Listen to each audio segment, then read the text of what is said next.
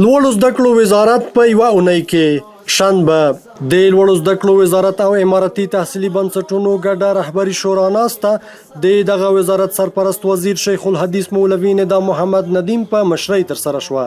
یک شنبه د لوړو زده کړو وزارت او ملي پراختیا شرکت ترمنځ د دوه اړخیزو همکاریو هوکړلیک لاسلیک شو. د ننګرهار پوهنتون کرنې پوهنځي ماسټري برنامې دریو څانګو کې د نباتاتو پر بیلابیلو ډولونو نوي څیړنیزې پروژې پیل شوې.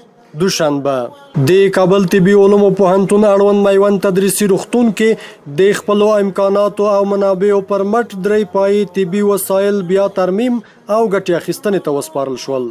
سه شنبه د لوړو زده کړو وزارت له لوري د امارتي تحصیلي بنسټونو رئیسانو ته د رهبرۍ او همغږۍ اړوند یو ورځنی سیمینار دایر شو. د لوړو زده کړو سرپرست وزیر په خپل کاري دفتر کې د ازبکستان له سفیر سره وکتل او د دواړو هیوادونو ترمنځ یې د اکاډمیکو اړیکو پر پراختیا خبرې وکړې. د لوړو زده کړو وزارت مشرتابه پلاوي د مرکزی ادارو او امارتي تحصیلي بنسټونو رئیسانو د ریاست الوزرا له سیاسي مرستیال مولوي عبدالکبیر سره د هغه په کاري دفتر کې وکتل.